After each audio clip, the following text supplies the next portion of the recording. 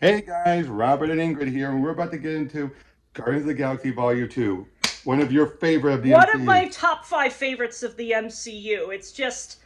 It's actually shocking how long it's been since I've watched this one because Ooh. I feel like I've spent more time watching think pieces on why Guardians of the Galaxy 2 is so good, more than I have actually spent watching Guardians of the Galaxy 2. But it's just like, this movie is just, it may not do much as far as like moving the whole MCU plot forward, but it's just a juggernaut in terms of like character study and whatnot. And there's like to this day I still think of a lot of stuff from this particular movie when it comes to figuring out how to pace dramatic plots for my own stories. That's how good it is. And of course, Fleetwood Mac's The Chain lives in my head rent free forever because of this movie. Yep, and just a little thing, going off of similar to with D&D, the D&D comparisons, this is basically when you take a subplot bit of backstory lore from one bit that you did in the first campaign and then make it the focus of the next campaign. Yes. Kind of like if well the whole very first season of Vox Machina is almost similar, wouldn't you say? Mm-hmm. Focusing on Percy's backstory, and all that, and then make it the main focus. Something like that, yeah. All right, well, we'll see you guys when we're done.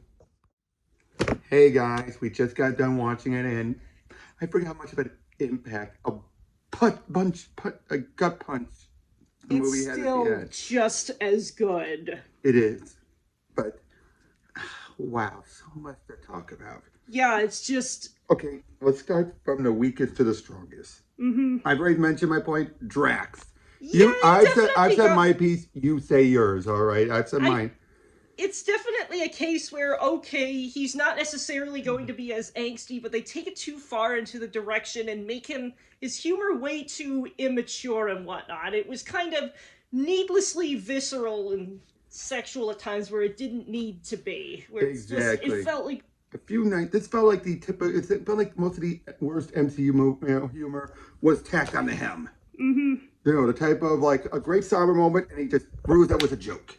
Mm-hmm. Like when he talked about how he was making the comparison about his wife. Some people dance, some don't. My wife wouldn't dance even no matter how great the beat was. Mm-hmm. And you're like, oh, that's sweet. Then he said, it made me my erections. It's like, It's like, yeah, no, I was plugging my ears at that yeah. point. Or then you have him calling Mantis ugly. But then you realize the point he's trying to make, but it's like, Hmm. this is not the guy who didn't understand metaphors. Because he felt like he was giving more metaphors in this one. I thought he doesn't understand metaphors, Mm-hmm. you know? But let's just get that out of the way. He was the weakest. He had some great moments, though. The moments that worked really Really worked worked. because it felt like Volume 1 Drax. Mm-hmm. But I do feel this tainted his character irreparably, unfortunately. Now, Baby Groot. I won't say he's the second weakest, but by comparison, he was there to be adorable. Until towards the end, but I'll tie in when we talk about the strongest point. Would you agree with Yeah. that? It's like there's definitely some times where, yeah, I can tell that there's like a bit more of like cute mascot bait right there, but he did have his moments here and there, like when he's going to even at the very beginning when he's just kind of like rocking out while all of the guardians in the background are doing something. He's sort of there to represent that the group's got a bit more responsibility now. It's like, Exactly. Rocket was really good in here, but again, his great moments tie into the strongest moment and strongest point we'll be getting to. The times when he's not tied into the strongest point, he's not as helpful compared to the first one when it's not in relation to the strongest point. Would you agree? I mean, he is, actually, I take that. He is still useful. it's just that, yeah, he's got a lot of a baggage that we can sort of see that. And Yeah, it's, we sort of saw a lot of his like general trauma response from like the first movie, but here it's just kind of like he's kind of in a take. holding pattern a little when it comes to that. Would you agree? It's like, Yeah, it's just like the. it's more there to be showing he's a mirror to the strongest point, Mm-hmm. which we'll get to again on that one. Gamora, way better than the first movie. Yeah, she definitely felt like she was a lot more on point on this one. Her Definitely. strong Zoe Saldana's strongest performance as the character. Felt like she was having fun. It felt like there was a point to her character. She definitely she could definitely bring. I feel like there was a good balance between she could sense the feelings of the moment, but she wasn't willing. But she was also willing to deliver a verbal ass kicking when it was I just necessary. realized, you know what should have been the second weakest? Hmm. Mantis. Oh yeah, Mantis unfortunately could have been good, but kind of got a bit shafted by the movie. Unfortunately, she was a plot device, more by comparison. I mean, some of her moments were really good, but a lot of it, when it can. That's funny, this. Her stuff with Drax was some of the worst and best moments. At sometimes at the same time, where it's just like it's great, but I also kind of want to look away. Obviously, the moment where she's remembering like thinking about his family, that was some of Batista's best. When he's doing that quiet, somber Drax, Mm-hmm. again, like he was in the first one. When he does the, oh, that I can't stand. I cannot stand when he's this big, laughing idiot. Mm-hmm. Like if I were writing it, I feel like I would kind of have him do like be like obtuse on purpose. Like he's more messing with them more so. Like he's been around them long enough that he knows they know they expect this from me. I'm gonna throw them a curveball. Mm-hmm. You know what I mean? That could have been funny. Mm-hmm. Then of course you have Star Lord and Ego. Yeah, that's Go sort of ahead. the core of this movie, and it's just oh Part of the god. core, yes. It's sort of like I feel like it's the main catalyst that the rest of the plot happens around. Like Yep. it's the core point, but it's sort of like it's sort of like the hub on the wheel, and all of the other plots are the spokes. All of them kind of turn and connect together. Kurt Russell, perfect. Especially how they play up how people would expect him to be the good guy. There was a point where people said it was going to be adaptational heroism with him as Ego. Because they didn't expect him, especially the No, marketing. they use the typecasting absolutely brilliantly, but you can sort of sense something is off right From the away be- when this feels too much like a storybook. Like, this yeah. is too suspiciously perfect. And then the curve. Oh, yeah, where it's just like, Okay, let's start from the beginning. Ego is a celestial, although Eternals kind of throw that into question, which I understand. But he basically wants purpose. He's been alone, no one to guide him. If he was a celestial, he was probably a lost celestial. mm-hmm. Would you think that probably makes more sense then? He was a lost one who thought he was alone because the others were too big to pay attention to. He's definitely, I think, he might seem ancient. He's a young celestial, a baby celestial, I have a feeling. Hmm. Would that make sense? Like, I he's feel like that young. would make sense of it, but it's like, you don't necessarily need that background lore to be 100% accurate in order to make Oh no, the no, I'm not story saying work. that. I'm not saying that. I'm just saying that. But given how he did not have the purpose, he had no idea what his purpose was. What is my purpose? So he had to find his own purpose, Mm-hmm. and then it drove him to achieve that purpose, which was what was his purpose? Well, he wanted to basically Make take everything a him. make everything him. Yeah. And then now, to be fair, I do think he truly did love Peter's mom. I think so too, but I think it's one of these cases where I the can't have metaphor, that. yeah, or it's just like I feel like the very fact that he is named Ego is something that is simultaneously an anvil and also really subtle because it's just like he's already decided on his path and he can't let himself deviate from it. His ego's too big. Exactly. But the fact that he almost did, out of everyone he's ever been with, all the different lovers he's had, she was the one that almost ruined it. Mm-hmm. And it's funny then that the one that actually had that kind of potential, it came from exactly that, which means it's just like you came so close to reaching the point and then you fell off a cliff and missed it completely. And then he's the reason why. And now it's been a fan theory, but when he kissed her on the forehead, he gave her the tumor. And I think that's true. That makes way too much sense of everything we see on screen. It's very much a Judas kiss kind of situation. It very much is. Where Yeah. he did that, and I bet you he left it there for a specific time to trigger it. Mm-hmm. Like right It's before, just like he timed it. Because how else would he have known to send Yondu to pick up Peter at that moment unless he knew when it was going to kill her? Mm-hmm. Yeah, and it's just like it's just like you get the sense there, yeah, it's too perfect, but also you can completely understand why so many people have fallen for this before because Yep. there's a lot of emotion around that. And also Mantis, she would have been one of them if she didn't have her own different use, Mm-hmm. which was helping him sleep and everything. Mm-hmm. And I also, the biggest one, Yondu. Yondu, yeah, he is just Rooker deserved to be nominated, but because it was a comic book movie, no, they weren't going to nominate him unless he had died, which that would have been the only way they would have done it.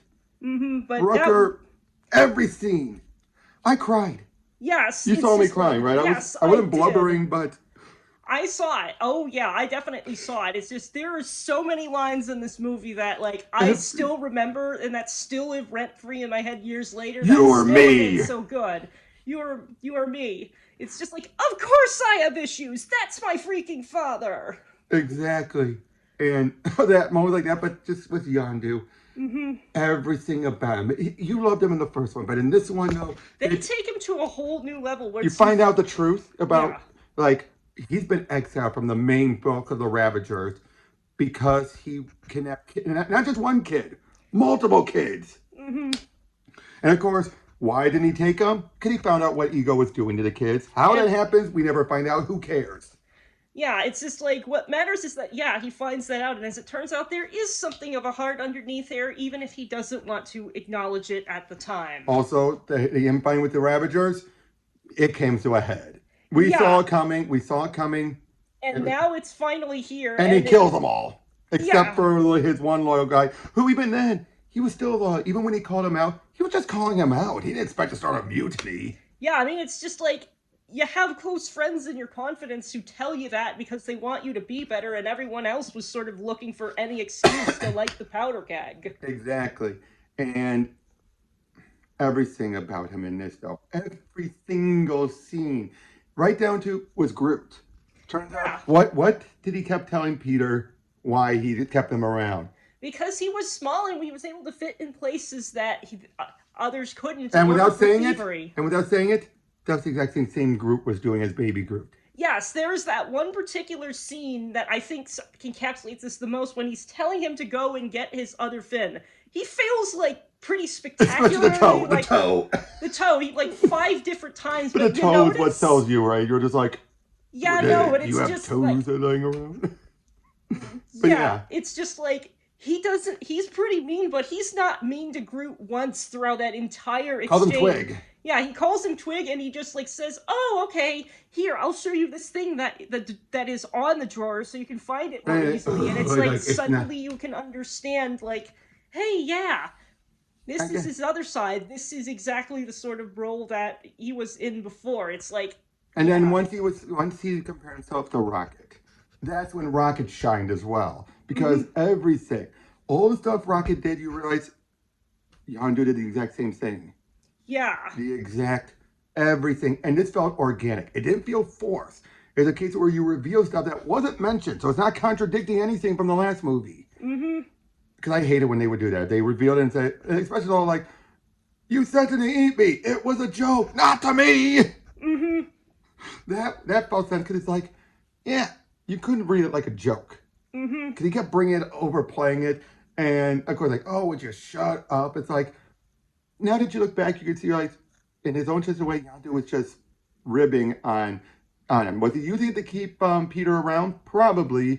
But I think deep down, it was also that running gag of him saying these guys would have all eaten you if I didn't stop them. You can realize why in his own mind why that was a joke. Not to be taken seriously. Yeah, and of course. But then, of course, I'm Mary Poppins, y'all. That legendary line, still going down all this time later. Exactly, and he still says at a convention. I always hear him on occasion, and when you're I'm Mary Poppins, y'all. But then, his sacrifice.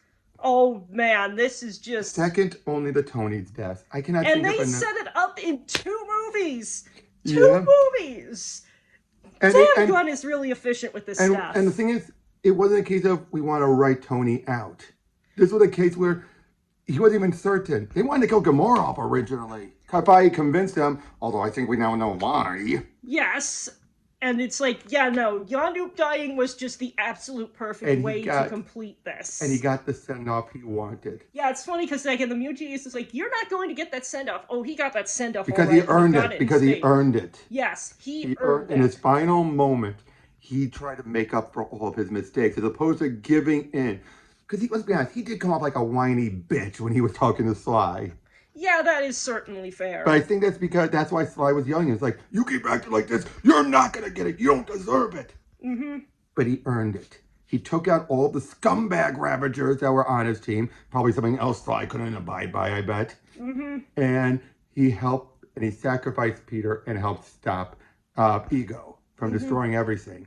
If that doesn't earn you to send off, and even what's his name, and Kagan was like, yes, like he knew Yondu's smiling.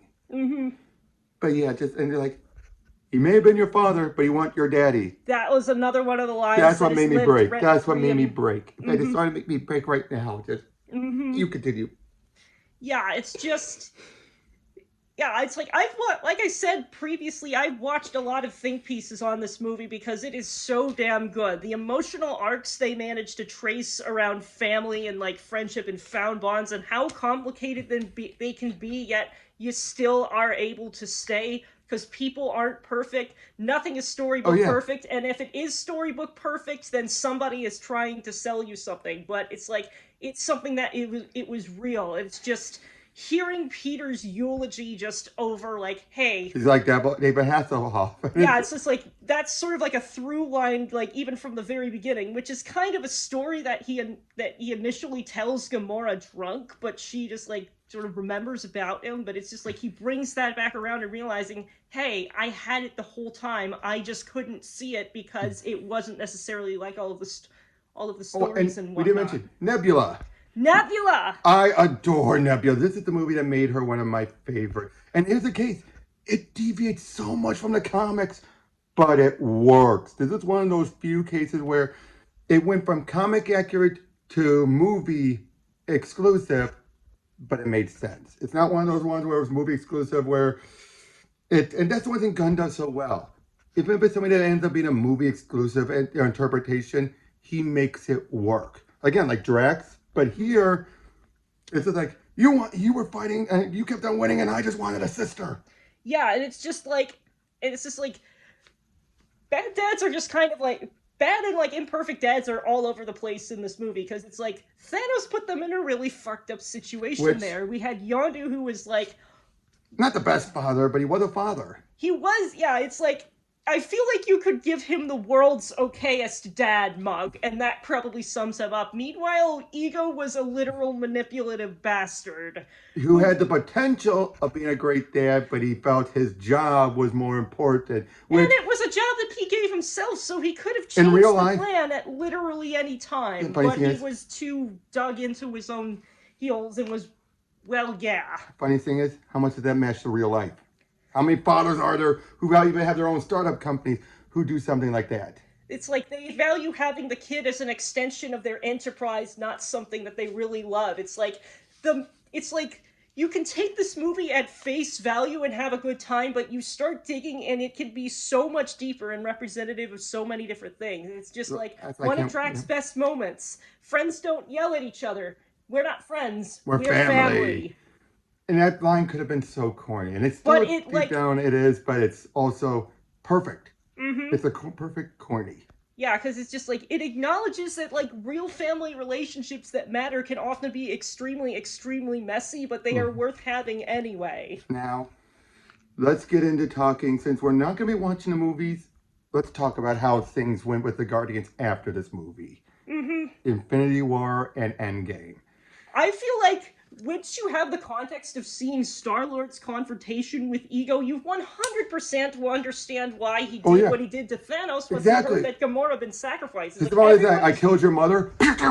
Like, you did what? Now I know how that sounds. It's like he has this hair trigger temper if someone he loves dies. And it's just like they established that and then they followed through on it at a time that it would be really inconvenient for the rest of the team. And it's just, I feel like a lot of the criticisms around that scene is that he wasn't acting perfectly logically at the time. And it's just like, why the fuck would you be? He never has. When has he? Yeah, when has he done that? Are you expecting all of the characters to operate like perfectly rational agents? Why are you mad at this? Because no, I think it's because his actions were the sole cause.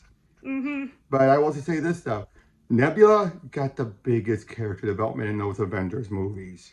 Yeah, that was pretty damn massive. To the point where she fought her past self, and you could definitely tell it pained her that her past self wasn't going to listen. Yeah, it's just like, oh yes, I certainly still remember the meme. You're weak, I'm you. Now, Gamora. She had so much potential. She was so good in this movie, and then she got literally thrown off a cliff so Thanos could feel sad for a moment when there were so many other ways to establish But you needed this. the sacrifice, right? But I think this is why Feige, he knew they needed something with Gamora for Avengers. Because you have Thanos in there, you need Gamora somewhere in there. Perfectly understandable. That's why but for this, and then we have past Gamora sticking around. I can still see why Zoe Sandala does not want to stick around after these. Yeah, no, if I had gotten really invested for a character of being some way and they eventually change it so that they're basically playing a different character, I'd imagine that there's a lot She'd of want to do it people... for one movie, but that would be it. Then it'd be like, oh, you're going to change me that willy-nilly? Okay. Mm-hmm. And That's just like, there is a real emotional investment that happens behind these things where you cannot just change them on a whim. And it's just like the importance of being able to take feelings seriously, even if you do not take them at face value, is something that I feel was a really strong point throughout Guardians of the Galaxy 2 yep. as a whole. Like, yeah, obviously Mantis could have been a lot stronger, but yeah, sort of We at least got, establishing the whole yep. empath part where it's just like, At least we yeah. got the holiday special we'll check out next. But overall, it feels like Gunn played ball very well. Were they some of these the best decisions? Yes and no. Again, the sacrifice for that, and of course what led to what Peter ended up doing makes sense, but it's also a typical comic book fridging a character. So the male character could feel something. Yeah, no, it's like, that isn't just like overreacting. That is something that literally just happened right there. And it's just Yep. like, unfortunately, it's a case of like the original sin in the material getting adapted into it. It's just like, you just gotta acknowledge that happens so that you can do more interesting writing in the future. Because it's not just problematic, it's tired. Exactly. And then again, oh, we left her and left her, and Peter wants to go find her. Yeah, but do we really want her to just become the same Gamora when that's never going to happen? Yeah, it's just like there was a very, very unique set of circumstances Oh, to very led to much. that We saw character that. We being saw what that. they are. And it's just like, and if they were to come back exactly the same, it's just like, When I did this 6 years before the events of Guardians, 6 years before. If I recall, if I remember, it was 6 years before Infinity War. Which was it?